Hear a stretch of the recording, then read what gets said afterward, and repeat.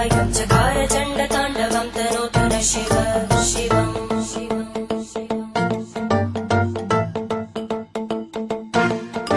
जटाकटाः सम्भ्रम भ्रमन्निलिम्पनिर्जरी विलोलवीचि वल्लरी विराजमानमूर्धनि धगद्धगद्धगज्ज्वलल्ललाट पट्टभावके किशोरचन्द्रशेखरे रतिप्रदक्षिणम्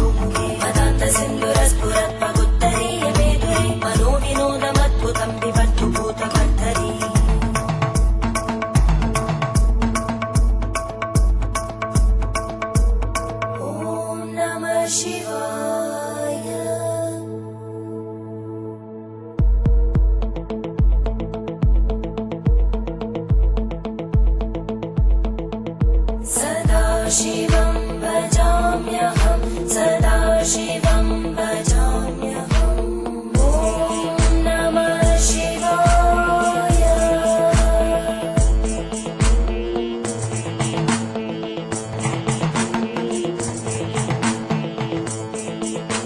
सहस्रलोचन प्रभृत्य शेषलेखशेखर प्रसूलधूलितोरणी विदूसराङ्घ्रिपीठं भुजङ्गराजमालया निबद्धजाटजूटक श्रियै चिराय जायतां चकोरबन्धुशेखर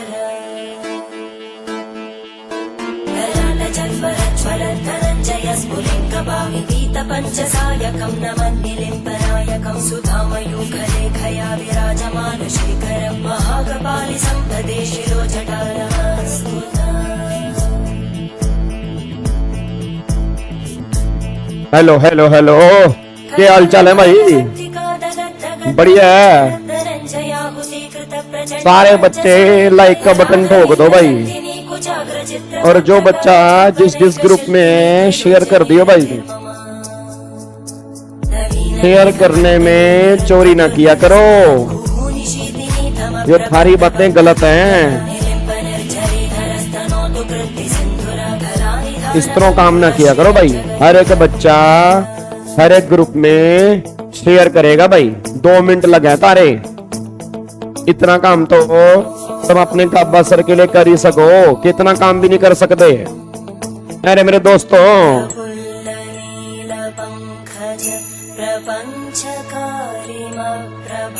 जल्दी ये वीडियो कौन लिख रहा है भाई? अच्छा, ओहो वीडियो, क्या बात है भाई, बहुत बढ़िया। सारे बच्चे लाइक का बटन तोड़ दो, यूट्यूब का लाइक का बटन गिर जाना चाहिए दब दब के। यूट्यूब वाले भी कहीं इतना बटन कौन दबाने लग रहा है?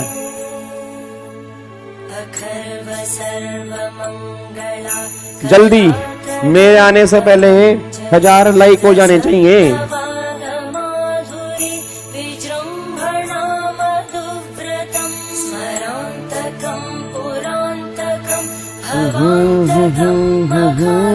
ओहो वीडियो समझ गया भाई, वीडियो क्यों लिखन लग रहे हो। राम राम भाई, राम राम सारे ने। हाँ जी,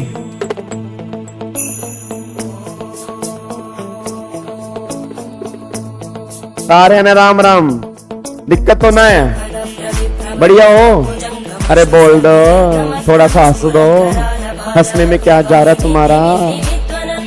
कोई बच्चे तो भाई साहब मैं देख रहा हूँ ऐसे ना सुन के बैठे हैं, जैसे कहते हैं ना जिंदगी में बड़े परेशान, जिंदगी से निराश।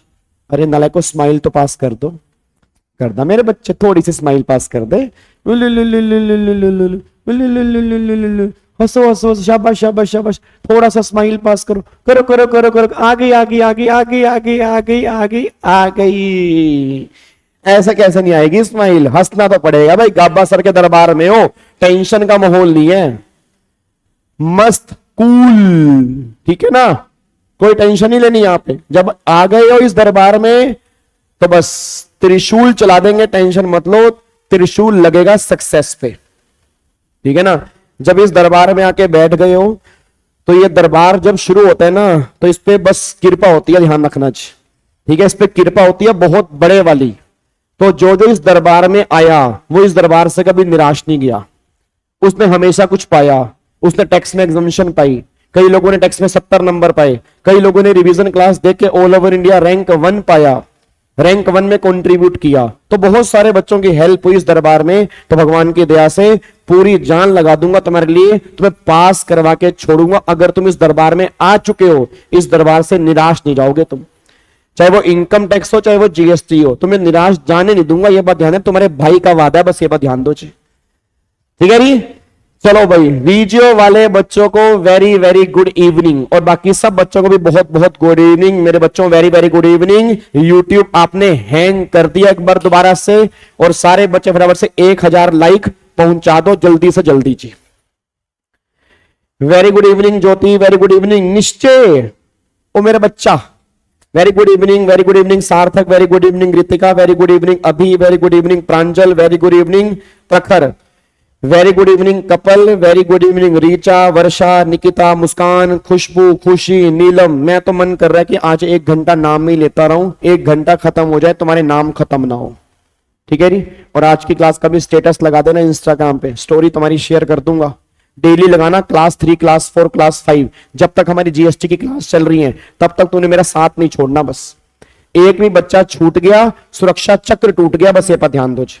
और आज वाली क्लास में ध्यान रखना, प्राइवेट कर दूंगा जी, आज वाली क्लास पब्लिक नहीं रहने वाली। ना ना ना ना ना, बहुत हो गया भाई, तुम मेरी बात मानते ही नहीं। जब तुम्हें कहा कि 1 घंटा लाइव आया करो, तो 1 घंटा लाइव आने में तुम्हें कौन सी दिक्कत हो रही है ये बताओ। सारे काम छोड़ के जब थारा भाई यहां पे लाइव आ रहा है तो तारे पास कौन से इतने काम है कि तुम लाइव नहीं आ सकते, ठीक है। चलो जी, आ जाओ मेरे बच्चों, फटाफट सब यहां पे आ जाओ जी, इधर देखो ध्यान से। अब लास्ट क्लास में मेरे बच्चों को बहुत सारा, पहले तो हग, आ जाओ सारे बच्चे आओ, इकट्ठी हग्गी करते हैं। चलो सभी को बहुत बहुत गुड इवनिंग। अब आने वाला 1 घंटा चुप करके शांत होके बैठ जाओ, लाइव चैट हो सके तो बंद कर दो, और अब चुप करके यहां पे देख लेना, ठीक है जी। आज हमें कोशिश करनी है चैप्टर नंबर 1 ऑलमोस्ट हमें नजदीक लगा देना है, ताकि जीएसटी का चैप्टर नंबर 1 आज हमारा ऑलमोस्ट खत्म हो जाए। अगर कुछ बचेगा तो कल वाली क्लास में फाइनली हम चैप्टर नंबर 1 खत्म कर देंगे जी, ठीक है जी। चलो जी, इधर देखो ध्यान से, एक बार फटाफट सारे के सारे बच्चे यहां पे आ जाओ जी। अब लास्ट क्लास में हमने क्या क्या किया था एक बार फटाफट से बता दो जी। लास्ट क्लास में चैप्टर नंबर 1 हम कर रहे थे, और चैप्टर नंबर 1 में कॉन्स्टिट्यूशनल प्रोविजन हमने स्टार्ट किए हुए थे। अब कॉन्स्टिट्यूशनल प्रोविजन में क्या क्या किया था जी, एक तो आर्टिकल नंबर 245 हमने कर लिया, आर्टिकल 246 कर लिया, 248 कर लिया, 254 कर लिया, 265 कर लिया, 271 कर लिया, उसके बाद 366 12A कर लिया, और एक आर्टिकल नंबर 1 हमने कर लिया। ये सारे के सारे आर्टिकल जो हैं कल वाली क्लास में हमने कंप्लीट कर लिए थे, बस ये पर ध्यान दो जी। उसके बाद एक बार फटाफट से चेक करो इन आर्टिकल में हमने क्या क्या कंप्लीट किया था, याद करो। आर्टिकल नंबर 245, अब 245 में था extent of laws made by parliament और स्टेट असेंबली, मतलब पार्लियामेंट को जिस मैटर पे लॉ लगाने की पावर है, या स्टेट असेंबली को जिस मैटर पे लॉ लगाने की पावर है, वो इंडिया में कहां तक है, वो सारी बातें 245 में है। फिर 246 में क्या था, सब्जेक्ट मैटर, कि ऐसे कौन कौन से मुद्दे हैं जहां पर पार्लियामेंट को लॉ लगाने की पावर है, ऐसे कौन कौन से मुद्दे हैं जहां पर स्टेट असेंबली को लॉ लगाने की पावर है, वो सारी की सारी बातें 246 में थी। फिर 248 हमारा था रेजिडुअरी आर्टिकल, कि जो मैटर कहीं पर भी कवर नहीं होंगे उस पे लॉ बनाने की पावर किसके पास होगी, वो 248 में है। फिर 254, अगर पार्लियामेंट और स्टेट इन दोनों में गुत्थम गुत्थी हो गई, दोनों आपस में एक दूसरे के बाल नोच रहे हैं, तो फिर प्रीवेल कौन करेगा, अगर दोनों में लड़ाई हो गई तो प्रीवेल कौन करेगा, वो 254। फिर 265 में क्या था, no tax shall be levied और collected without authority of law, मतलब पहले एक्ट बनाना पड़ेगा तभी वो लॉ लगेगा। और कल हमने सारे बच्चों से पूछा था, और मेरे इतने भिंडी कलर के बच्चों ने गलत आंसर दिया था कि इनकम टैक्स में अलग अलग एक्ट हैं, जीएसटी में अलग अलग एक्ट हैं, जबकि मैंने कहा भी था कि प्रोविजन और रेट दोनों सेम एक्ट में है। तो इनकम टैक्स में सिंगल एक्ट में रेट है, सिंगल एक्ट में प्रोविजन है। जीएसटी में सेम एक्ट में रेट है, सेम एक्ट में प्रोविजन है। कस्टम में दो एक्ट है, कस्टम में प्रोविजन अलग एक्ट में है और कस्टम के रेट जो है वो कस्टम टैरिफ एक्ट में है। तो ये बातें हमने कल वाली क्लास में डिस्कस की थी। इनकम टैक्स में एक एक्ट है, जीएसटी में 35 एक्ट है और कस्टम में टोटल मिला के 2 एक्ट आपके हैं। ये बात हमने आर्टिकल 265 में डिस्कस की थी। फिर आर्टिकल नंबर 271 में क्या था कि जो आपका सेस है और सरचार्ज है उसको लगाने की पावर जो है वो पार्लियामेंट के पास है। ये सारी की सारी बातें 271 में हमारी यहां पे निकल के आती हैं। फिर आर्टिकल नंबर 366(12)A, याद करो जीएसटी की डेफिनेशन। कम ऑन यार, बोल दो, सारे बच्चे बोलो। जीएसटी की डेफिनेशन में क्या लिखा था? जीएसटी क्या है? एक टैक्स है। किस पे लगेगा? सप्लाई पे। किसकी सप्लाई पे? गुड्स और सर्विसेज और बोथ। किस पे नहीं लगेगा? Alcoholic liquor for human consumption, उसकी सप्लाई पे जीएसटी एप्लीकेबल नहीं होगा।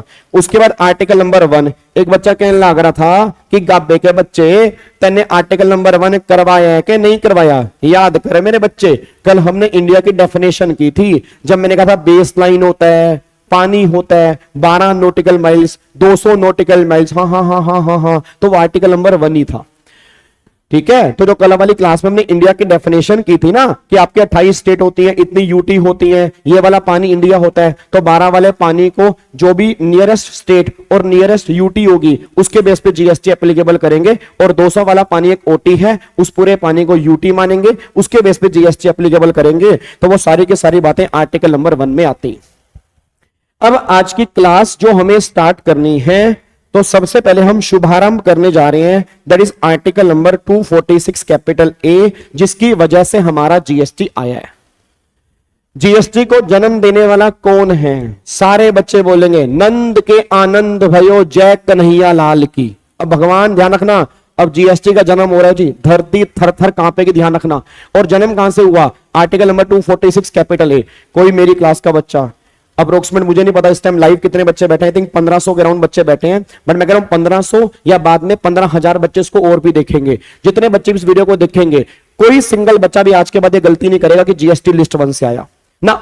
आपने बिल्कुल नहीं बोला लिस्ट 1 से आया, ना लिस्ट 2 से आया, ना लिस्ट 3 से आया। जितने बच्चे भी इस वीडियो को देखेंगे सारे बच्चे बोलेंगे, अगर कोई तुमसे पूछ ले कि जीएसटी का जन्म कहां से हुआ, जन्म देने वाला कौन है, मम्मी पापा कौन है, कहां से ओरिजिन हुआ, पैदा कहां से हुआ, तो आर्टिकल नंबर 246 कैपिटल ए इसको जन्म देने वाला है। तो सबसे पहला शुभारंभ जो है वो हम 246 कैपिटल ए से करने जा रहे हैं। अब सारे बच्चे मुझे आंसर दे दें। इस आर्टिकल को स्टार्ट करने से पहले एक बात मेरे को बताओ, जब भगवान श्री कृष्ण का इस धरती पर जन्म हुआ था तो क्यों हुआ था? भगवान ने कहा था कि जब अधर्म अपनी जब अधर्म अपनी एक सीमा पर होगा, जब अधर्म फैल चुका होगा, बहुत ज्यादा अधर्म होगा, तो उस टाइम मैं जन्म लूंगा।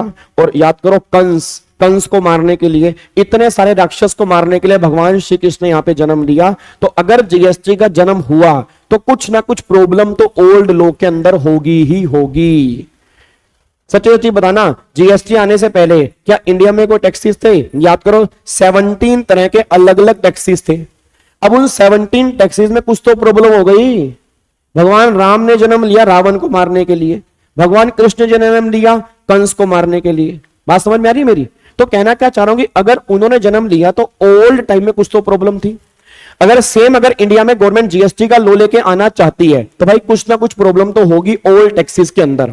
अब एक बार सारे के सारे बच्चे फटाफट से याद करते हैं कि ओल्ड टैक्सेस में क्या क्या दिक्कत आती थी। तो सारे बच्चे यहां पे चैट बॉक्स में लिख देना, अनामिका इधर, हाँ वीजियो ओके, वीजियो डन वीजियो। अब सारे बच्चे मुझे आंसर देना, ऐसी ओल्ड टैक्सेस में क्या क्या प्रॉब्लम थी। सबसे पहला ओल्ड टैक्सेस में पहली प्रॉब्लम ये निकल के आती थी कि सबसे पहले हमारे मल्टीपल टैक्सेस थे। मल्टीपल टैक्सेस का मतलब क्या है सर? अगर मैं बात करता हूं जब इंडिया में जीएसटी नहीं था तो 17 तरह के अलग अलग टैक्सेस थे। एक आदमी ने मैन्युफैक्चरिंग की, जैसे मैन्युफैक्चरिंग की तो उस पर एक्साइज ड्यूटी लग गया, उसने सर्विस दी तो सर्विस टैक्स लग गया, सेल की तो वैट लग गया, दूसरी स्टेट में सेल की तो सीएसटी लग गया। ठीक है, फिर अगर उसने जो अगर ज्यादा सेल करी तो सेस और सरचार्ज लग गए। ठीक है, फिर एक्साइज ड्यूटी भी यहां पे लगनी स्टार्ट हो गई। फिर एक्साइज ड्यूटी भी अलग अलग तरह की लगनी स्टार्ट हो गई, फिर कई तरह की एडिशनल कस्टम ड्यूटी भी लगती थी। तो उसने कहा भाई साहब मैं धंधा करूं या ये टैक्स पे करूं। मतलब एक आदमी को ताबड़तोड़ 17 तरह के थप्पड़ पड़ते थे। तूने एक्साइज किया, तूने अपना मैन्युफैक्चरिंग की, excise, service tax, VAT, CST, cess, surcharge, ये वो कहता भाई साहब कर क्या रहे हो। मतलब 17 तरह के अलग अलग तरह के थप्पड़ पड़ते थे। तो वो ये बात बोलता था बिजनेस करूंगा या काम करूंगा। तो सबसे पहली प्रॉब्लम क्या निकल के आ रही थी, दैट इज मल्टीपल टैक्सेस। चलो मल्टीपल टैक्सेस तो फिर भी बर्दाश्त कर लूंगा, बट सबसे बड़ी प्रॉब्लम है कि मल्टीपल टैक्सेस के साथ साथ मल्टीपल टैक्सेबल इवेंट। मतलब एक्साइज लगेगा मैन्युफैक्चरिंग पर, तो मैन्युफैक्चरिंग किसे कहते हैं, सबसे बड़ा क्वेश्चन था। सर्विस टैक्स लगेगा सर्विस पर, तो सर्विस किसे कहते हैं, सबसे बड़ा क्वेश्चन था। वैट लगेगा सेल पर, तो सेल किसे कहते हैं, सबसे बड़ा क्वेश्चन था। सीएसटी लगेगा इंटर स्टेट सेल पर, तो इंटर स्टेट सेल में क्या आएगा, सबसे बड़ा क्वेश्चन था। तो सबसे बड़ा क्वेश्चन क्या था कि मल्टीपल टैक्सेस तो थे, साथ में मल्टीपल टैक्सेबल इवेंट भी थे। तो सेकंड प्रॉब्लम ये थी। थर्ड प्रॉब्लम, सबसे खतरनाक प्रॉब्लम भाई साहब, कैस्केडिंग। हेलो भाई साहब, उधर मत देख, उधर कोई नहीं है, इधर देख, 1 घंटा आंखों से नजरें मिला। मेरी नजरों से अगर तू नजरें मिला लेगा ना, मंत्र मुग्ध हो जाएगा 1 घंटे जीएसटी के अंदर, तेरी नस नस में जीएसटी का वास हो जाएगा। मैं तुझे बता रहा हूं, फटाफट से बता देना मेरा कैस्केडिंग का मतलब क्या होता है, जल्दी बोल, कैस्केडिंग का मतलब क्या है। कैस्केडिंग इफेक्ट का मतलब क्या है सर, टैक्स ऑन टैक्स। मतलब कैस्केडिंग का मतलब होता है टैक्स ऑन टैक्स, कि जो आपने पहले टैक्स पे किया उसी टैक्स पे एक बार दोबारा से टैक्स लग गया, इसको कैस्केडिंग बोलते हैं। अब एक बात मेरे को सोच के बताओ, मेरा आपसे क्वेश्चन है, मान लो एक्स ने वाई को सामान बेचा, वाई ने जेड को सामान बेचा। जब एक्स ने वाई को सामान बेचा, ये सामान बेचा 100 रुपए का, इस पे 10 रुपए का टैक्स लग गया, ये हो गया 110 रुपए का। वाई ने एक्स को कितने रुपए दिए, 110 रुपए, बोलो हाँ। अब वाई कहता था मेरी कॉस्ट पड़ेगी 110 रुपए, क्योंकि मैंने कितने का खरीदा है, 110 रुपए का। तो वाई कहता था जब मैं जेड को बेचूंगा तो मेरी कॉस्ट पड़ेगी 110 रुपए, मैं 40 रुपए का प्रॉफिट जोड़ूंगा, ये सामान हो गया 150 रुपए। फिर इसमें लगेगा टैक्स, मान लो 10% 15 रुपए, और फिर ये इसने जेड को सामान बेच दिया। तो क्या आपको नहीं लग रहा जो 10 रुपए का इसने पहले टैक्स पे किया, वो टैक्स दोबारा से इस कॉस्ट में जुड़ गया, तो फिर दोबारा से टैक्स लग गया, तो क्या कैस्केडिंग नहीं हो गया। अब बोल मेरे बच्चे, कई बच्चे बड़े यार, तुम ना बोला करो भाई, कसम से यार भाई, परिवार मान लो मुझे यार, तुमसे बहुत दूर हूं, तुम पता नहीं कहां रहते हो, मैं पता नहीं कहां रहता हूं, पर तुमसे दूर हूं, बट अपना मान लो। अपना मानोगे तो खुल के बात करोगे, खुल के आंसर दिया करोगे। हाँ जी, ये मत सोचो यूट्यूब पे क्लास चल रही है, फ्री की क्लास चल रही है, कौन आ गया पढ़ाने, भाई ये मत समझ लेना। अगर परिवार मान लोगे तो यहां से रिजल्ट ले जाओगे, मैं तुमसे वादा कर रहा हूं। तो सारे बच्चे मुझे आंसर देना, आपको नहीं लग रहा कैस्केडिंग हो गया। भाई पिछले वाला टैक्स अगर मेरी कॉस्ट में जुड़ गया, कम ऑन यार, पिछले वाला टैक्स अगर मेरी कॉस्ट में जुड़ गया और उसको फिर मैंने आगे बेच दिया और फिर आगे टैक्स लग गया, तो आपको नहीं लग रहा कैस्केडिंग हो गया यार, कितनी दिक्कत वाली बात है। और अभी तो मैंने 2 बार सामान बेचा है, अगर एक्स ने वाई को, वाई ने जेड को, जेड ने पी को, पी ने क्यू को, क्यू ने आर को, आर ने एस को, एस ने टी को, टी ने यू को, अगर इस तरह से बेचा होगा, तो एक बात मेरे को बता दो, यहां पे आपको नहीं लग रहा हाहाकार मच जाएगा। भाई साहब अगर मान लो 10 बार चेन बन गई, अगर 10 बार चेन बन गई, तो इतनी बार अगर टैक्स पे टैक्स लग गया, कितनी बड़ी दिक्कत वाली बात है। तो गवर्नमेंट ने कहा भाई साहब ये कैस्केडिंग है, ये बड़ी दिक्कत वाली बात है। तो ये सबसे बड़ी प्रॉब्लम जो थी वो ओल्ड टैक्सेस के अंदर थी। उसके बाद दूसरी प्रॉब्लम क्या थी, फिर डबल टैक्स। अब डबल टैक्स कैसे था जी, डबल टैक्स का मतलब होता है सेम वैल्यू पर 2 बार टैक्स, सेम वैल्यू पर 2 बार टैक्स। आप में से बताओ कितने बच्चे 2017 से पहले पैदा हुए थे, सारे बच्चे हैंड रेस कर देंगे जी। कितने बच्चे 2017 से पहले पैदा हुए थे, बता दो यूट्यूब पे, सबको बता दो कब पैदा हुए थे, बता दो। कोई नहीं देख रहा, अरे कोई नहीं देख रहा, बता दो ना, कोई देख ही नहीं रहा, तुम बताओ 2017 से पहले कौन पहले पैदा हुआ था, बताओ। मेरी तरफ क्यों देख रहे हो भाई, मेरी तरफ क्यों देख रहे हो, मैं तो छोड़ो, तुम मैं छोड़ो। हाँ एक बच्चा कह रहा है 2022 का हूं, हाँ तो 2 साल का है ना, तो गोदी में लेके क्लास देख रहा होगा, तेरे को गोदी में पकड़ रखा होगा और तू क्लास देख रहा होगा 2 साल का, ऐसे हाथ है ऐसे करके, नालायक कहीं का, 2022 का हूं मैं, है नहीं। तो अब एक बात मेरे को बताओ, अगर आप 2017 से पहले पैदा हुए हो तो क्या आप मेरे को बता नहीं सकते, क्या आपने 2017 से पहले अगर किसी रेस्टोरेंट में खाना खाया था, याद करो रेस्टोरेंट का बिल, उस पर सर्विस टैक्स भी लगा होगा, वैट भी लगा होगा। याद करो ना, रेस्टोरेंट का बिल याद करो, उस पर सर्विस टैक्स भी लगा होगा और वैट भी लगा होगा। अब सोच के बोलना, अगर एक बिल में सर्विस टैक्स भी लग रहा है और वैट भी लग रहा है, तो आपको नहीं लग रहा डबल टैक्स हो रहा है?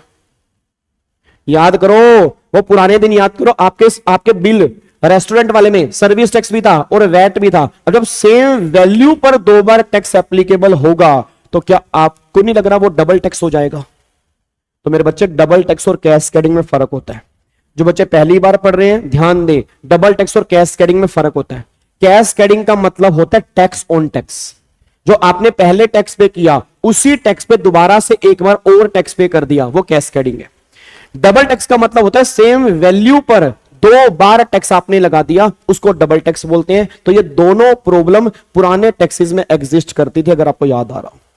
और वैसे बता दो, ये हमारी रिवीजन क्लास है, रेगुलर बैच नहीं है, तो हम बहुत डिटेल में तो नहीं जा सकते, बट आई थिंक आपके दिमाग में आइडिया लग गया होगा कि कैस्केडिंग और डबल टैक्स में फर्क क्या है। कैस्केडिंग मतलब टैक्स ऑन टैक्स है, और डबल टैक्स का मतलब होता है सेम वैल्यू पर 2 बार टैक्स होता है, उसको हम डबल टैक्स बोलते हैं। अगला, और क्या प्रॉब्लम थी? No uniformity. अब नो यूनिफॉर्मिटी का मतलब क्या है? सर एक बात बताओ, जब इंडिया में जीएसटी नहीं था तो आपने शायद सुना होगा वैट। आप में से किस किस बच्चे ने सुना है वैट? आप में से किस किस बच्चे ने सुना है वैट? सारे बच्चे बोल दो वैट। किस किस बच्चे ने सुना है वैट? मेरे बच्चे गुड मॉर्निंग। आकाश गुड मॉर्निंग, जल्दी आंसर दे फटाफट से मेरे को। ये बता, वैट सुना है वैट? आप में से किस किस बच्चे ने सुना है वैट? हेलो, ओए ओ गाबे, हेलो इधर। वैट सुना आपने? अब अगर वैट सुना है तो वैट सेंट्रल लेवल का था, स्टेट लेवल का था? ये भी बता दो मुझे। वैट सेंट्रल लेवल का था, स्टेट लेवल का था? जल्दी बताओ। VAT central level, state level? State level. अब अगर वैट स्टेट लेवल का था तो उस टाइम इंडिया में 29 स्टेट थी। अब अगर 29 स्टेट थी तो क्या मैं कह सकता हूं 29 वैट लो थे? या तुम आंसर नहीं देते ना, बड़े बुरे लगते हो मुझे। आंसर दिया करो। देखो सामने अभिषेक भी इस टाइम बैठा, अभिषेक भी आंसर दे रहा है। क्यों अभिषेक? अभिषेक भी कह रहा है कि सर हाँ वैट स्टेट लेवल का था, मुझे पता है हर स्टेट में अलग अलग लगता था। तो अगर अभिषेक आंसर दे सकते तो तुम भी आंसर दे सकते हो। अब अगर अलग अलग स्टेट में अलग अलग हुआ तो 29 स्टेट, तो क्या आपको नहीं लग रहा 29 स्टेट में 29 वैट लो थे? तो हर स्टेट का वैट लो अलग अलग था। तो सोच के बोलना कितना मुश्किल होता होगा हर स्टेट का वैट पढ़ना। तो अपने बोल दो, क्या पूरे इंडिया में यूनिफॉर्मिटी थी या नहीं थी? कम ऑन यार, क्या पूरे इंडिया में यूनिफॉर्मिटी थी या नहीं थी? हाँ या ना बोल दो बस। क्या पूरे इंडिया में यूनिफॉर्मिटी थी या नहीं थी? नहीं थी, क्योंकि अलग अलग स्टेट में अलग अलग वैट है, तो यूनिफॉर्मिटी कैसी होगी? बट अब सारे बच्चे बोल देना, जीएसटी को हम क्या बोलते हैं? जीएसटी को हम क्या बोलते हैं? One nation one tax one market. One nation one tax one market. और पूरे इंडिया में कहीं पर भी जाओगे जीएसटी एप्लीकेबल हो जाता है। तो ये प्रॉब्लम ओल्ड टैक्सेस में थी कि पहले यूनिफॉर्मिटी नहीं होती थी। उसके बाद क्लासिफिकेशन इश्यू, क्या गुड्स है क्या सर्विस है, ये क्लासीफाई नहीं था। इसको क्लासीफाई करने में दिक्कत आती थी कि किसको गुड्स माने किसको सर्विस माने। तभी तो रेस्टोरेंट वाले केस में क्या था? रेस्टोरेंट में क्या था? सर्विस टैक्स भी था, वैट भी था। अब वैट वाले बोलते थे ये तो गुड्स की सप्लाई है, खाना खाया खाना गुड्स है। सर्विस टैक्स वाले बोलते थे नहीं ये सर्विस है, तो सर्विस टैक्स भी लगेगा, वैट भी लगेगा। तो क्लासिफिकेशन में सबसे बड़ी दिक्कत थी कि क्या गुड्स मानना है क्या सर्विस मानना है, ये बड़ी प्रॉब्लम आती थी। बट अब जीएसटी में क्लासिफाई कर चुके हैं। अगर मेरी क्लास में सिंगल बच्चा भी इंटेलिजेंट होगा, इसने जीएसटी अच्छे ढंग से पढ़ा होगा, याद करो शेड्यूल 2। भाई साहब छोड़ूंगा नहीं यार मैं तुम्हें, ध्यान रखना। आज वाली क्लास कर देनी है प्राइवेट, और जो लाइव के अंदर है उसे आएंगे मजे। आज सारे बच्चे फटाफट से बोल दो, याद करो सप्लाई के चैप्टर में शेड्यूल 2 याद है? शेड्यूल 2 में क्या था? क्लासिफिकेशन, कि किसको हम गुड्स मानेंगे किसको हम सर्विस मानेंगे। तो जीएसटी में क्लासिफाई हो चुका है, बट पहले क्लासिफिकेशन में दिक्कत आती थी। अब जीएसटी में कोई भी क्लासिफिकेशन में दिक्कत नहीं है। बहुत बढ़िया जी। उसके बाद अगले पॉइंट पर आओ। पहले अलग अलग डिपार्टमेंट थे, क्योंकि अलग अलग टैक्सेस थे तो अलग अलग डिपार्टमेंट थे। और higher compliance cost, compliance cost बहुत ज्यादा थी। मेरे बच्चे बात सुनना, कंप्लायंस कॉस्ट बहुत ज्यादा थी। अब सारे बच्चे मेरे को बोल दो, इतनी तेज चैट बहनी चाहिए कि भाई साहब यूट्यूब वाले भी हैरान हो जाएं। मैं तुम्हारा चैट रेट यहां पे काउंट करूंगा। सारे बच्चे बोल दो, क्या ये सारे पॉइंट आपको समझ में आ गए? मैं कह रहा हूं चैट रेट पगला जाना चाहिए। सारे बच्चे मेरे को आंसर देना, क्या तुम्हें सारे पॉइंट समझ में आ चुके हैं? जल्दी बोलो फटाफट से जी। क्या तुम्हें सारे पॉइंट समझ में आ चुके हैं? बहुत बढ़िया, वेरी गुड। चलो जी, तो फाइनली अब हम आगे बढ़ने जा रहे हैं जी, ठीक है। तो ये अच्छा ये बताना, ये सारी पुरानी टैक्सीज में प्रॉब्लम थी, इसको प्रॉब्लम को दूर करने के लिए क्या लेकर आए? जल्दी बोलो, इस प्रॉब्लम को दूर करने के लिए क्या लेकर आए? जीएसटी। अब जीएसटी का जन्म हो गया जी। अब जीएसटी का जन्म हुआ, छोटा छोटा बच्चा पैदा हुआ। अब छोटा छोटा बच्चा रोता तो है ही है। अब आर्टिकल 246A से इसका जन्म हुआ। इसने छोटे होते ऐसे हाथ पैर मारे। अब देखते हैं कि जब इंडिया में जीएसटी आया तो क्या जीएसटी आने के बाद ये सारी की सारी प्रॉब्लम, इधर देखो ध्यान से, मैं तुम्हें दिखाता हूं।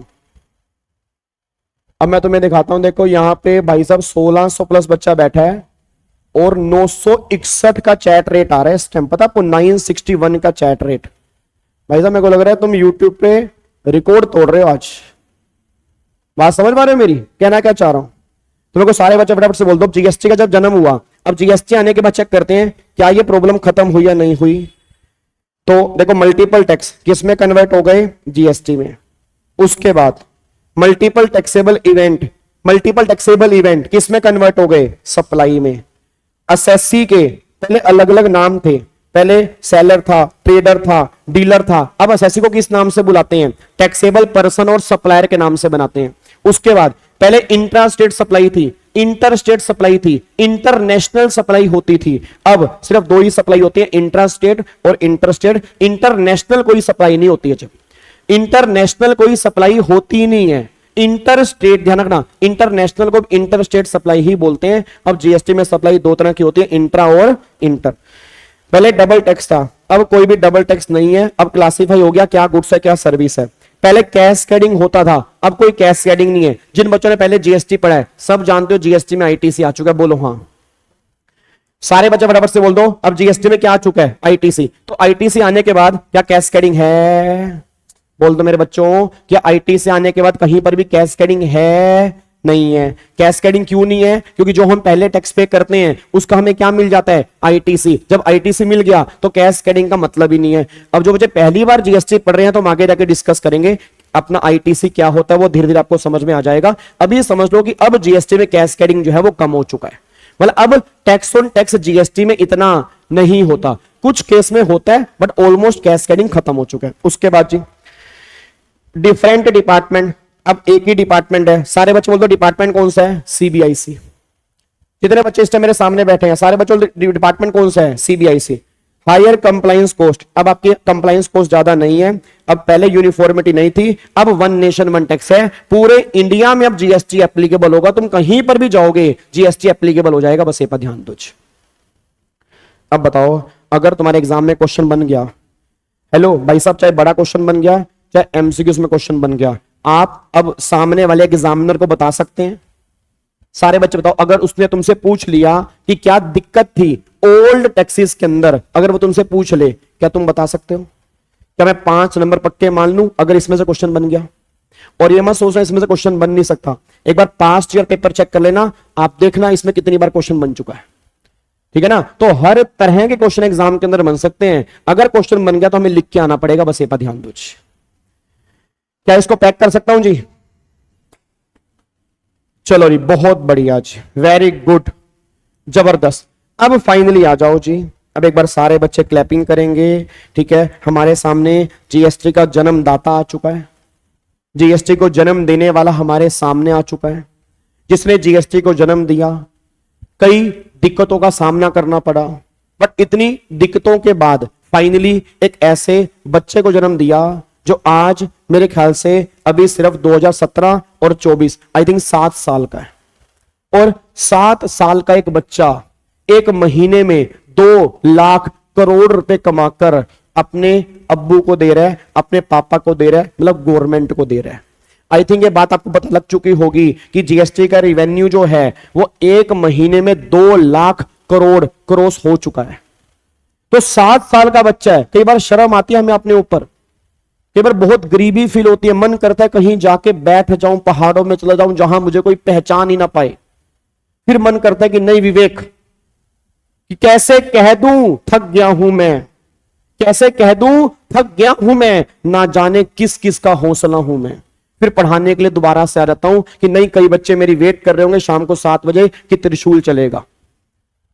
कई बार फील होता है कि 7 साल का बच्चा 2 लाख करोड़ रुपए कमा के दे रहे हैं, हम भाई साहब 25 साल के हो चुके हैं, हम 2 लाख रुपए महीने कमा के नहीं दे पा रहे।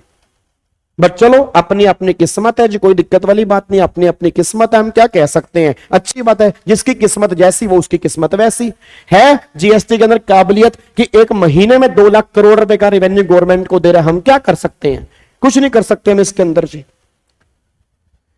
चलो इधर देखो ध्यान से जी। अब यहां पे एक बार चेक करो जी। अब आर्टिकल नंबर 246 कैपिटल ए, ये हमारा है special provision with respect to GST. अब ये आर्टिकल ओवररूल करेगा 246 एंड 254। अब ये आर्टिकल 2 आर्टिकल को ओवररूल कर रहा है, 246 और 254। 246 में क्या लिखा था, 3 लिस्ट, इसने बोला कोई 3 लिस्ट नहीं होती। 254 में क्या लिखा था, 254 में क्या लिखा था कि अगर कंफ्लिक्ट होगा तो पार्लियामेंट प्रिवेल करेगी, इसने कहा ऐसा कुछ नहीं होता।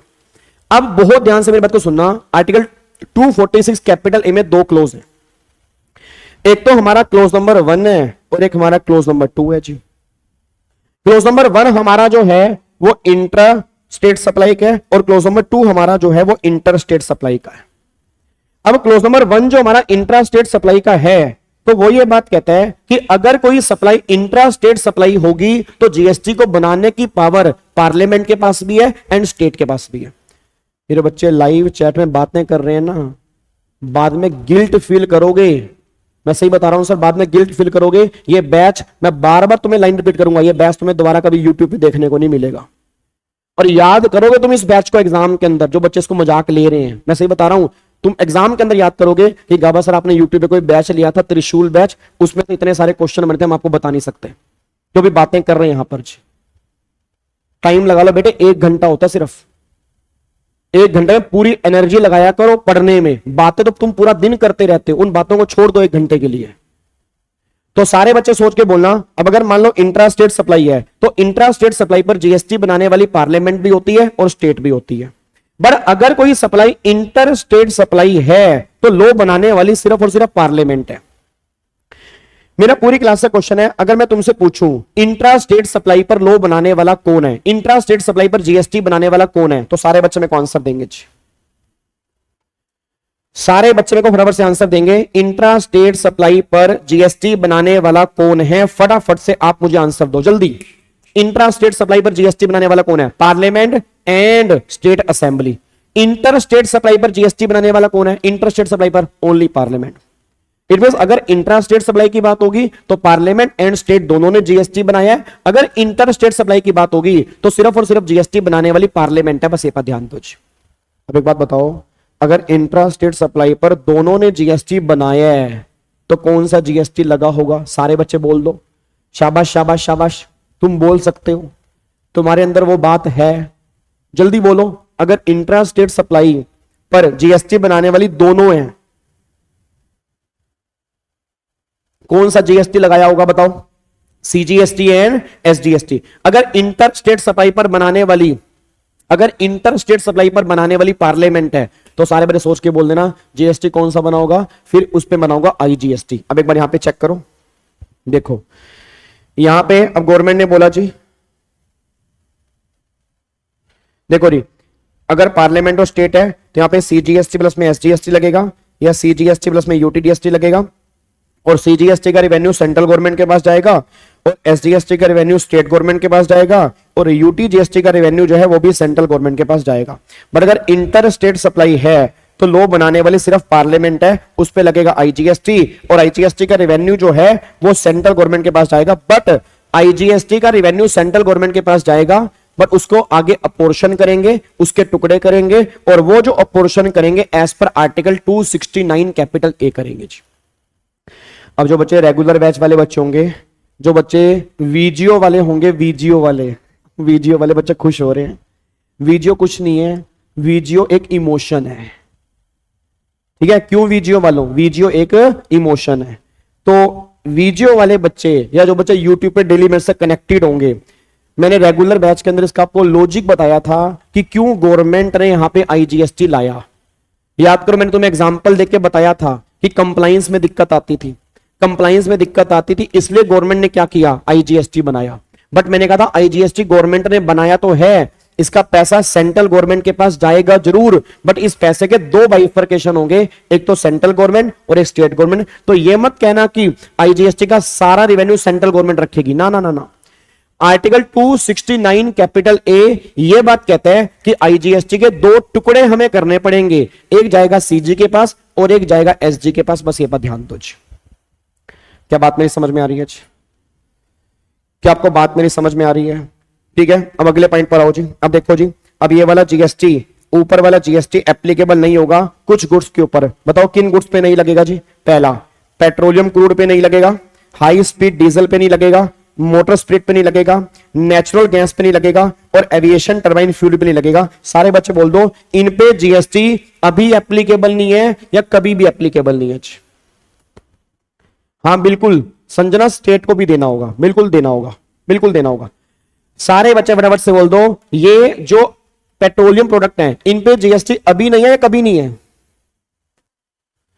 इन पे जीएसटी अभी एप्लीकेबल नहीं है या कभी एप्लीकेबल नहीं है? अभी एप्लीकेबल नहीं है।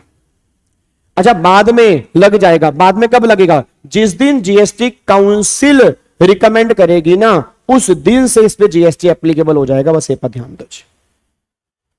तो एक बार सारे बच्चे मेरे को आंसर दे दें, लीकर पे जीएसटी अभी नहीं और कमॉन यार, सारे बच्चे बोलो, लीकर पे जीएसटी अभी नहीं और कभी नहीं। दोबारा से बोलो, लीकर पे जीएसटी अभी नहीं और कभी नहीं। अपने हाथ उठाओ सारे बच्चे जी, अपने हाथ उठाओ। हेलो भाई साहब, हाथ बाहर निकाल। इतनी कहीं ठंड नहीं हो रही भाई, इतनी कहीं ठंड नहीं हो रही, ठीक है ना? जल्दी। हाँ जी, मैं बोलूंगा लीकर पे जीएसटी अभी नहीं, आप बोलोगे कभी नहीं। ठीक है, मैं बोलूंगा अभी नहीं, आप बोलोगे कभी नहीं। हाँ जी, कम ऑन, दोबारा से। लीकर पे जीएसटी अभी नहीं और कभी नहीं। लीकर पे जीएसटी अभी नहीं और कभी नहीं। पेट्रोल पे जीएसटी अभी नहीं, बाद में लग जाएगा। दोबारा बोलो, पेट्रोल पे जीएसटी अभी नहीं, बाद में लग जाएगा। पेट्रोल पे जीएसटी अभी नहीं, बाद में लग जाएगा। पेट्रोल पे जीएसटी अभी नहीं, बाद में लग जाएगा। कब लगेगा? जब जीएसटी काउंसिल रिकमेंड करेगी, उस दिन से पेट्रोल पे जीएसटी लग जाएगा। और अभी तक जीएसटी काउंसिल ने रिकमेंड नहीं किया, तो अभी पेट्रोल पे जीएसटी एप्लीकेबल नहीं है। ये बात ध्यान देना चाहिए। और आपको पता है, हमारी जीएसटी की क्लास, ये हमारा सौभाग्य है, ये हमारे ऊपर भगवान का आशीर्वाद है, मेरे ऊपर नहीं, हम सबके ऊपर। कल एक मैसेज किया, कल एक मतलब पर्सन ने, पहले तो मैं उनका थैंक यू बोलूंगा। स्टेट के कमिश्नर हैं, जो टैक्सेशन ऑफिसर हैं जीएसटी के, वो हमारी क्लास देखते हैं जीएसटी में। हमारी क्लास देख के उनको जीएसटी की नॉलेज मिलती है। और एक बच्चा कहता, फिर वो ऑफिसर किस काम कह रहे हैं? नालायक को अपडेशन सबको चाहिए होती है, उनकी ट्रेनिंग होती है, आईआरएस बनने के बाद भी टैक्सेशन की नॉलेज चाहिए होती है। तो ये हम सबका सौभाग्य है, ठीक है ना? कि देखो कई बड़े बड़े लोग हमारी क्लास देखने के लिए आते हैं, तो पहले हमें उनका आभार व्यक्त करना चाहिए और फिर हमें दोबारा से लग जाना चाहिए, क्योंकि अगर वो कमिश्नर बन चुके हैं तो हम भी कुछ कर रहे हैं, हम कुछ करने के लिए आए हैं जी। ठीक है जी, चलो। क्या बात मेरी समझ में आ रही है जी? क्या आपको बात मेरी समझ में आ रही है? चलो जी, अब अगले पॉइंट पर आओ जी। अब अगले पॉइंट पर आओ। अब मेरे को एक बार सारे बच्चे लास्ट टाइम बोल दो, आर्टिकल 246 कैपिटल ए समझ में आ गया? सर बियर शैम्पू पे जीएसटी लगेगा। एक बात मेरे को बता, बियर शैम्पू पी लेते हो क्या? हेलो भाई, ओए हेलो भाई साहब, हेलो इधर इधर। Beer shampoo, okay. अगर मान लो मार्केट में बियर नहीं मिल रही तो बियर शैम्पू पी जाए। मेरे घर लीकर वाला परफ्यूम है, उसमें लीकर की स्मेल आती है, मेरा पीने का मन कर रहा है, पी जाऊं परफ्यूम? अरे नालायक को, कहां से पी जाओगे? वो शैम्पू है। जिस प्रोडक्ट में लीकर कंटेंट है उस पे जीएसटी है। Alcoholic liquor for human consumption भी जीएसटी नहीं है मेरे बच्चे। इसी चक्कर में केस हो गया था, पता आपको? मार्केट में न्यूज आई थी, मार्केट में न्यूज आई थी भाई। अब जो प्रोफेशनल, अब जो सीए सीएस सीएमए वाले बच्चे हैं, कई बच्चे इतने परेशान हो जाते हैं, ये कई बार इतनी परेशानी के चक्कर में टेंशन दूर करने के लिए, अब ये बेचारे पी तो पाते नहीं, सारा दिन घर में है, पप्पा देख रहे हैं, मम्मी देख रही है, बेटे क्या कर रहा है?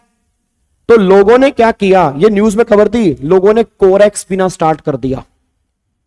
3-3 बोतल कोरेक्स की खाली, खांसी नहीं है, कोरेक्स पी रहा है, पूछा क्यों पी रहा हूं, कह रहा है इसमें लीकर ज्यादा होती है ना, नशा चढ़ाना है मेरे को बहुत टेंशन हो रही है, मैं कोरेक्स ही पी जाऊंगा।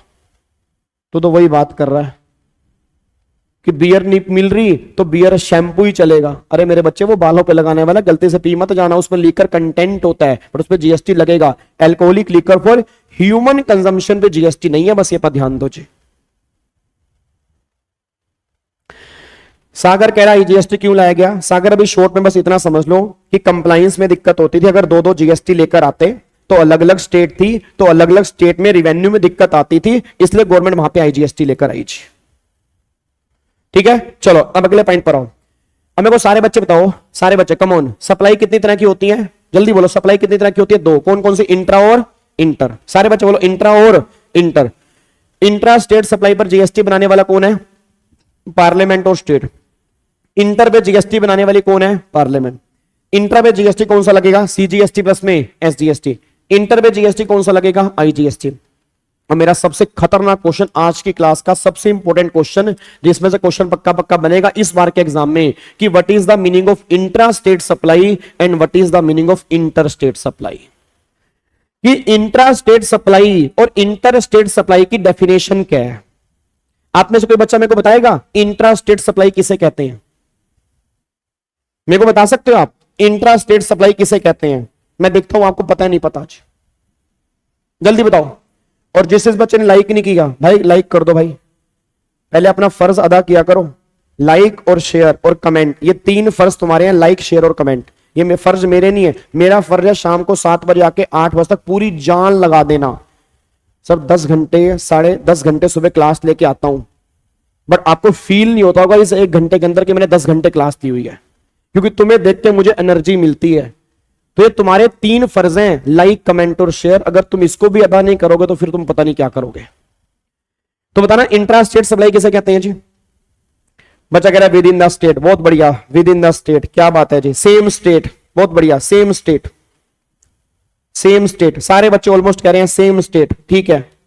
अच्छा इंटर स्टेट भी बता दो, इंटर स्टेट किसे कहते हैं? मैं देख लूं तुम्हें कितना पता है भाई, एक बार ये भी बता दो इंटर स्टेट किसे कहते हैं? बताना इंटर स्टेट किसे कहते हैं? इंटर स्टेट, हाँ डिफरेंट स्टेट। वाह भाई वाह, वाह वाह वाह वाह। डिफरेंट स्टेट और सेम स्टेट वही है ना, जो पढ़ाया गया वही पढ़ लिया गया। क्या पढ़ाया, किसने पढ़ाया, क्यों पढ़ाया, कुछ नहीं पता, बस पढ़ाया तो पढ़ लिया। सामने वाले ने बोला इंट्रा का मतलब सेम, हमने सेम मान लिया। सामने वाले ने बोला इंटर का मतलब डिफरेंट, हमने डिफरेंट मान लिया। हमने कभी चेक ही नहीं किया कि इंट्रा और इंटर का रियल मीनिंग क्या जो एक्ट में लिखा हुआ है, और इस चक्कर में तुम्हारे एग्जाम में नंबर नहीं आते। यही सबसे बड़ी प्रॉब्लम है जी, यही सबसे बड़ी प्रॉब्लम निकल के आती है। तो सिंपल सी बात, ये बात ध्यान देना कि इंट्रा और इंटर का रियल मीनिंग क्या है, एक्चुअल मीनिंग क्या है, पहले वो समझो ध्यान से मैं कहना क्या चाह रहा हूं। अब इंट्रा स्टेट और इंटर स्टेट की डेफिनेशन जो है ना, ये लॉ में लिखी हुई है। कहां लिखी हुई है? जीएसटी एक्ट में लिखी हुई है। सीजीएसटी एक्ट में नहीं लिखी, मैं दोबारा बोलूंगा, सीजीएसटी एक्ट में नहीं लिखी, ये लिखी है आईजीएसटी एक्ट में। ये कहां पे लिखी है? आईजीएसटी एक्ट में लिखी है। तो आईजीएसटी एक्ट में एक सेक्शन 7 है और 8 है, वो ये बताता है कि इंट्रा और इंटर स्टेट सप्लाई का मतलब क्या होता है जी। अब सारे बच्चे बहुत ध्यान से सीधे होके बैठ जाएं, एक बार सारे बच्चे सीधे होके बैठ जाएं, क्योंकि अब जो मैं बताने जा रहा हूं, कुर्सियां पकड़ लो अपनी। कुछ बच्चों को पता होगा, बाकी सारे बच्चे कुर्सियां पकड़ लो, क्योंकि तुम पहली बार ये डेफिनेशन सुनोगे जो डेफिनेशन सही है, जो लॉ में लिखी हुई है। अब सुनो ध्यान से, मैं कहना क्या चाह रहा हूं कि इंट्रा स्टेट सप्लाई का मतलब होता है where the location of supplier, where the location of supplier and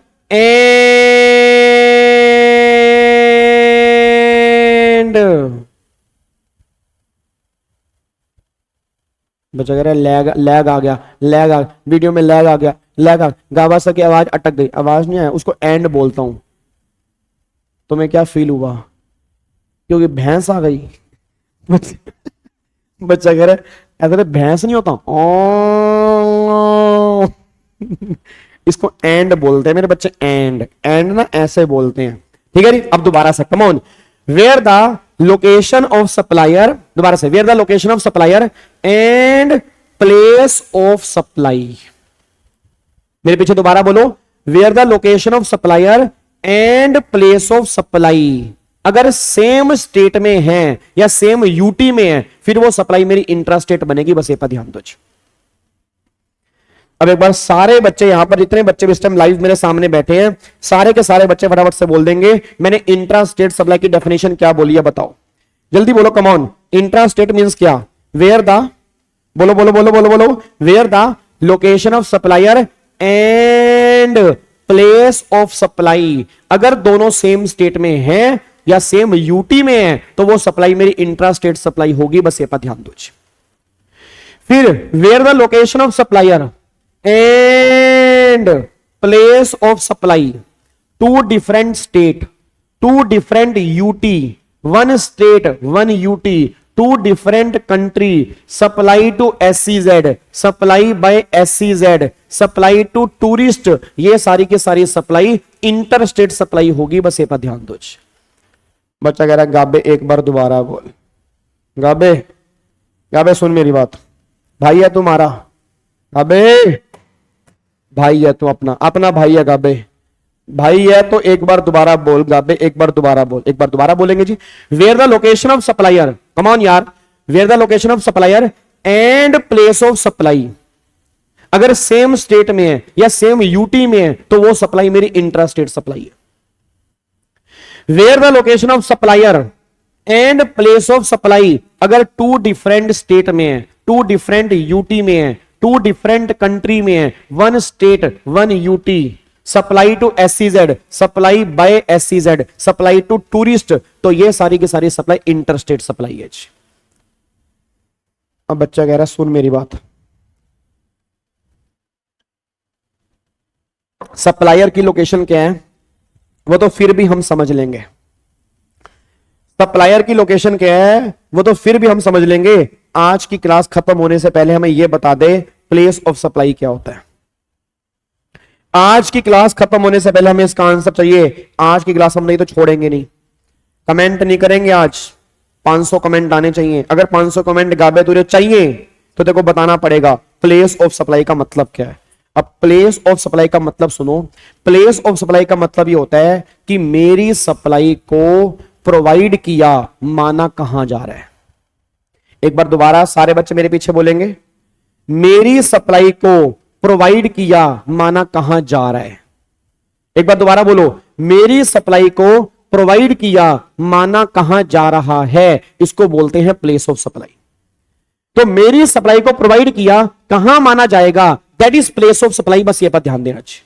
मैं आपसे एक बात जानना चाहता हूं, जितने बच्चे भी इस टाइम मेरे सामने बैठे हैं, एक बार दोबारा से अगर आप चैट रेट को ब्रेक कर दें, पिछली बार 961 था, तो सारे बच्चे बताओ आप कहां कहां से बिलोंग करते हैं। सारे बच्चे चैट बॉक्स दौड़ा दो, यूट्यूब वाले परेशान हो जाए, हर बच्चा अपनी स्टेट का नाम लिख के बताओ कहां से बिलोंग करते हो आप जी।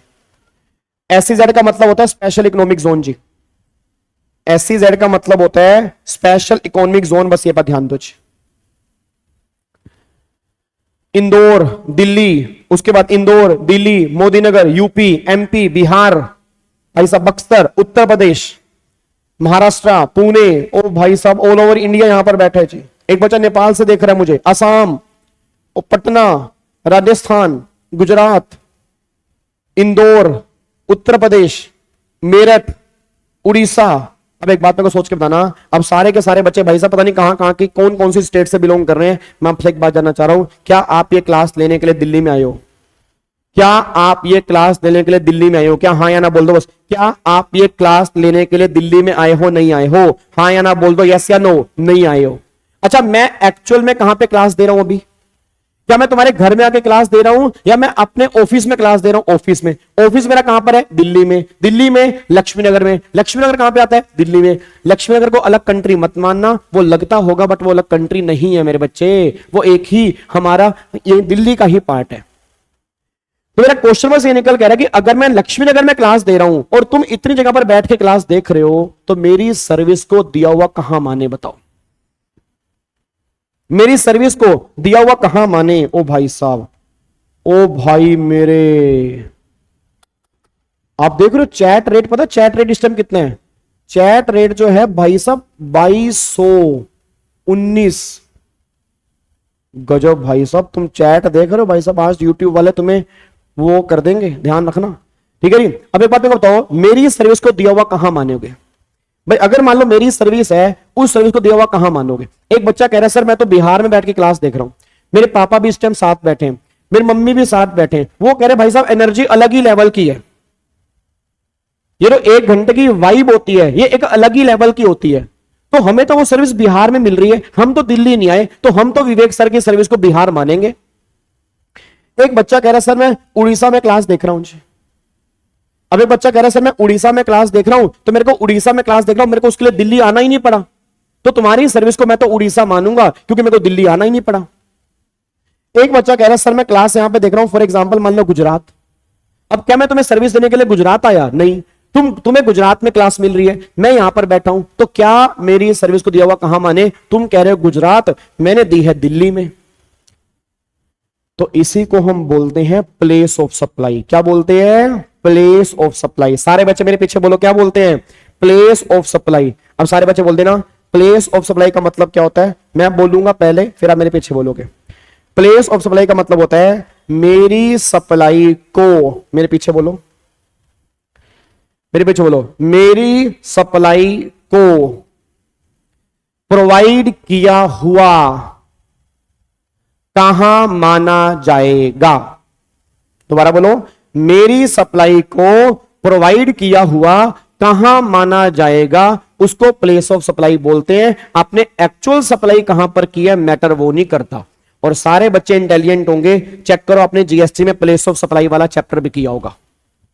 नहीं किया? प्लेस ऑफ सप्लाई सेक्शन 12 याद करो, 12 और 13 सर्विस वाले केस में, 10 और 11 गुड्स वाले केस में आईजीएसटी का किया ना प्लेस ऑफ सप्लाई। थोड़ा बहुत अगर आपको याद आ रहा हो तो प्लेस ऑफ सप्लाई मींस क्या कि मेरी सप्लाई को प्रोवाइड किया कहां माना जाएगा। एक्चुअल में कहां पे किया मैटर ये नहीं करता, माना कहां जाएगा मैटर ये करता है। मैं तुम्हें दूसरा एग्जांपल देता हूं। आप में से काफी सारे बच्चों ने राजधानी ट्रेन में सफर किया होगा, शताब्दी ट्रेन में सफर किया होगा। अब राजधानी ट्रेन में सफर किया, शताब्दी ट्रेन में सफर किया, दिल्ली से कटरा के लिए एक ट्रेन चली। अब दिल्ली से कटरा के लिए ट्रेन चली तो उसमें हुआ क्या कि दिल्ली से कुछ खाने पीने का सामान चढ़ा।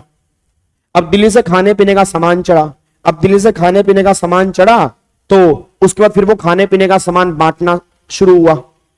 फिर आपने कई बार देखा होगा रास्ते में आते हैं चाय चाय चाय चाय, गर्मा गर्म चाय, गर्मा गर्म चाय, गर्मा गर्म चाय, गर्मा गर्म चाय, पकौड़े आप पकौड़े आप पकौड़े आप, चिप्स वाले आप, पानी पानी ठंडा पानी, चाय पकौड़ा ठंडा पानी, चाय पकौड़ा ठंडा पानी, ऐसे आते हैं। अब वो भी ये सारा सामान लेके दिल्ली से चढ़े। अब तुमने उनसे सामान लिया, कईयों ने सामान कहीं जाके खाया, कईयों ने सामान कहीं जाके खाया, कईयों ने सामान कहीं जाके खाया। अब बताओ उसकी सप्लाई को दिया हुआ कहां मानू? मेरे सारे बच्चे बताओ उसकी सप्लाई को मैं दिया हुआ कहां मानू? बताओ। उसने सामान चढ़ा दिल्ली में, तुम्हें सामान दिया सोनीपत, खाया तुमने चंडीगढ़। तो सामान एक्चुअल में चढ़ा दिल्ली में, दिया तुम्हें सोनीपत, खाया तुमने चंडीगढ़। अब उसकी सप्लाई को दिया हुआ मानू कहां मैं? नहीं बात समझ में आ रही। आज अगर तुम फ्लाइट में सफर करते हो तो फ्लाइट बीच में कई जगह स्टॉप, कई जगह रुक रुक के फ्लाइट जाती है। तो सर ये सबसे बड़ा क्वेश्चन मार्क है आज के टाइम में कि प्लेस ऑफ सप्लाई क्या बनेगा। तो आज के बाद मैं दोबारा कह रहा हूं, अगर आप इस दरबार के अंदर बैठ चुके हो तो इस दरबार में बैठा हुआ बच्चा जब भी बाहर जाके बोलेगा, किसी को भी बोलेगा तो सही बोलेगा, गलत नहीं बोलेगा। आज के बाद अगर आपसे कोई पूछ ले कि बता इंट्रा स्टेट सप्लाई किसे कहते हैं, तो आज के बाद विद इन द स्टेट मत बोल देना।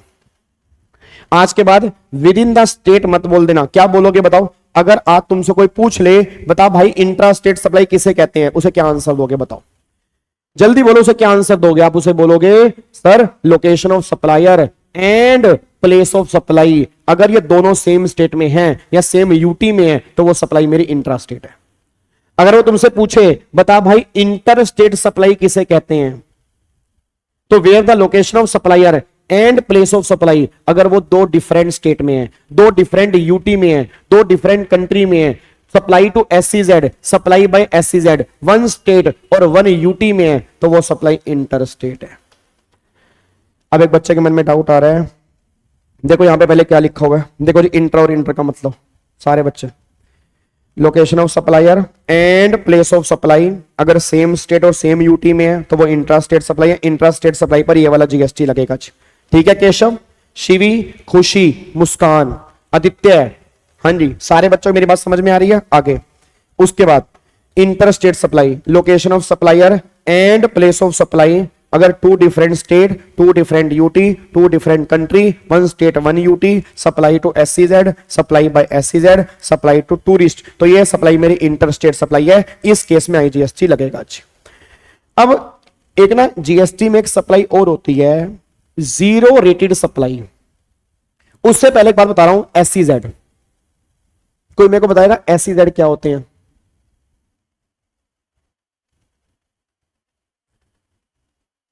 सप्लाई टू टूरिस्ट का हम आगे जाके सेक्शन नंबर 15 डिस्कस करेंगे, उसमें आपका कवर हो जाएगा कि इंटरनेशनल टूरिस्ट वाले केस में रिफंड का कुछ प्रोसेस होता है, हमारा ये पॉइंट आगे जाके आएगा। मेरे को ये बताओ पहले तो मैं तुमसे क्या पूछ रहा था, हाँ कि क्या पूछा था मैंने तुमसे, अरे यार हाँ एससीजेड क्या होता है बताओ, एससीजेड क्या होता है? बहुत बढ़िया, वेरी गुड, कितने अच्छे बच्चे हैं, हाँ अच्छा रिप्लाई कर देते हैं। ओ माय गॉड, वाह भाई वाह। बच्चा कह रहा है एससीजेड का मतलब होता है स्पेशल इकोनॉमिक जोन।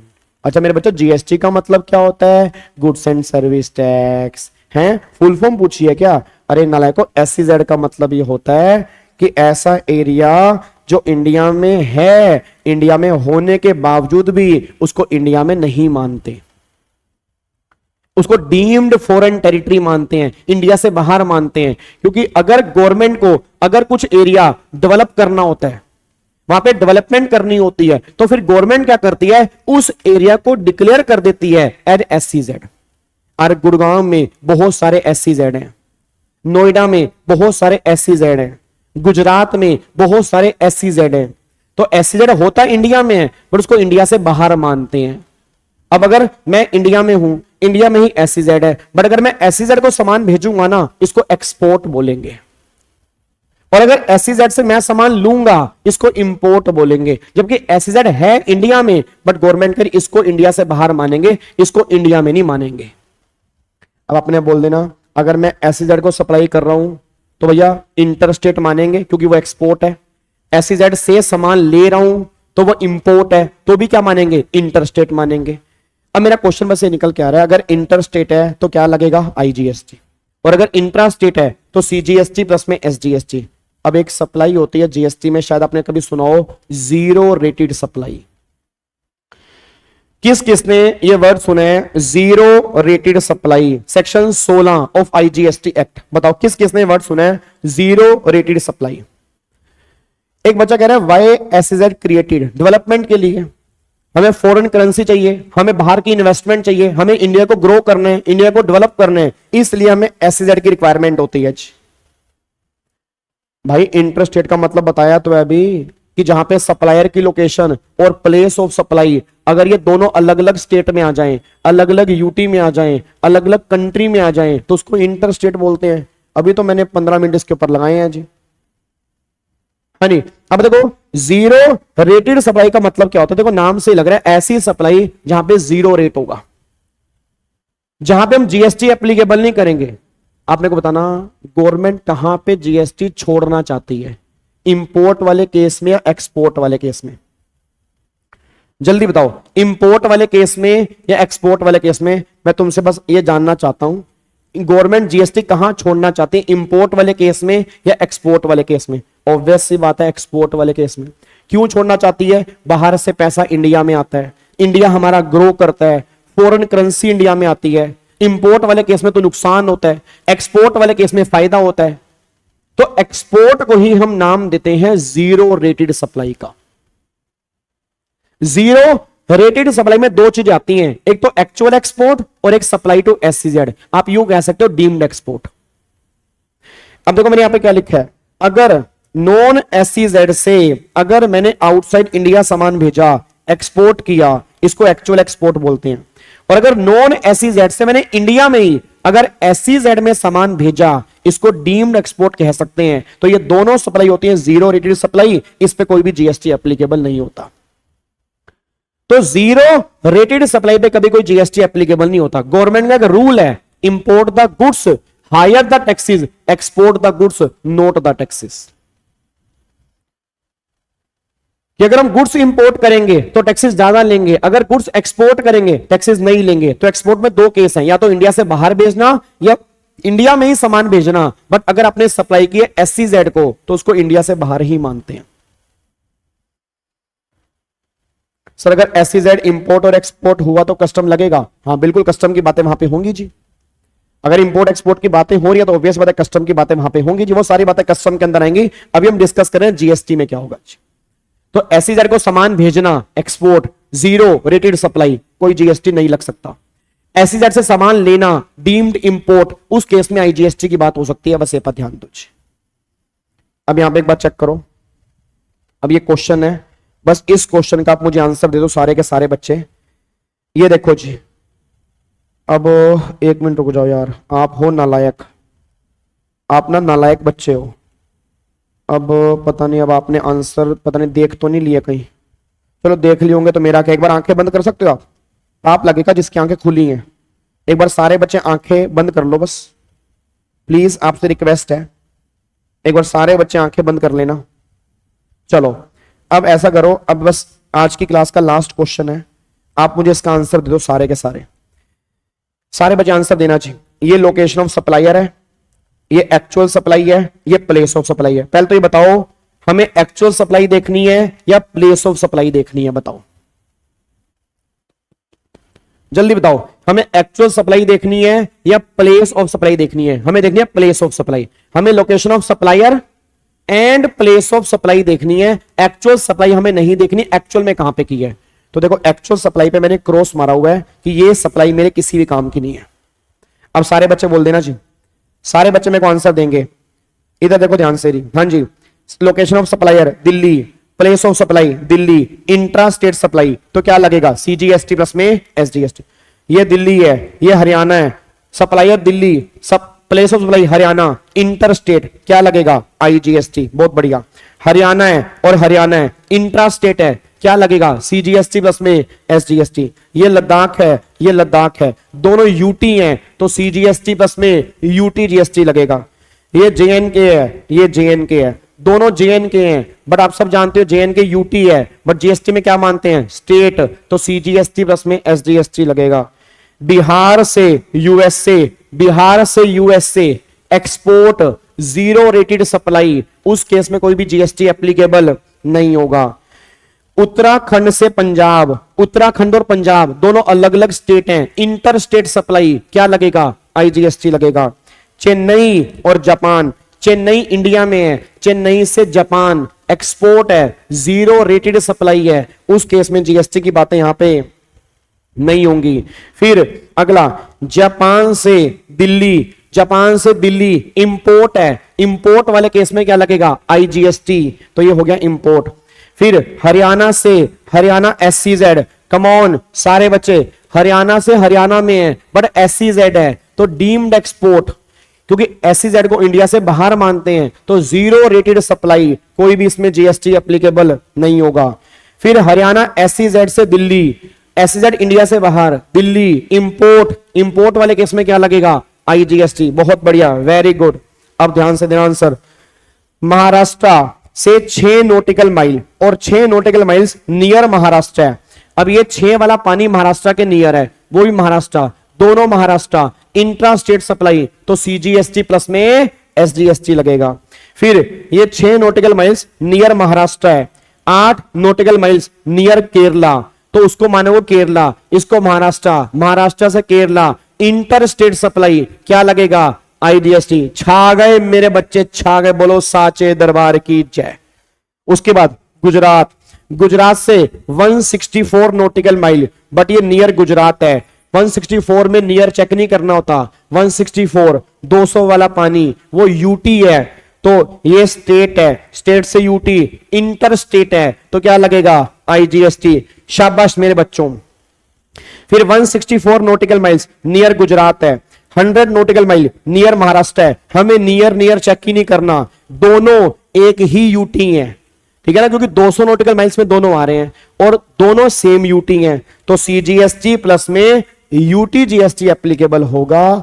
तो फाइनली अब जाके हम जारा खत्म हो जाता है। अब आप देख लो जी, अब बताओ इसमें कोई दिक्कत है? अब तुम्हें कॉन्फिडेंस फील हो रहा होगा कि भाई साहब तुम्हें कुछ पल्ले पड़ा, इंटर और इंटर की गेम क्या होती है। अब अगर तुम्हारे एग्जाम में क्वेश्चन घुमा के दे दें, आई थिंक तुम गलती नहीं करोगे जी। एक बच्चा कह रहा है क्वेश्चन नंबर 14, मेरे बच्चे गुजरात से 164 नॉटिकल माइल, तो 164 मतलब 200, तो 200 वाला पानी क्या होता है? ओटी, ओटी मतलब यूटी, तो स्टेट से यूटी तो इंटर स्टेट है ना, ठीक है जी। तो फाइनली अब जाके यहां पे हम पैक कर देते हैं। तो इसी के साथ हम सारे बच्चे बोलते हैं स्वाहा, ठीक है जी। अब कल वाली क्लास में एक बच्चा 15 कह रहा है मेरे बाबू, मेरा बच्चा, मेरा भिंडी, मेरा शिमला, मेरा बैंगनी कलर का बच्चा, 15 में क्या है? 15 में देखो 164 यूटी, अगला यहां पे 100 नॉटिकल माइल वो भी यूटी, तो भैया 200 वाला पानी सेम यूटी होता है, तो सेम यूटी है तो सीजीएसटी प्लस में यूटी जीएसटी, ठीक है। तो फाइनली अब कल वाली क्लास में हम क्या करेंगे, इसको पैक करेंगे जी।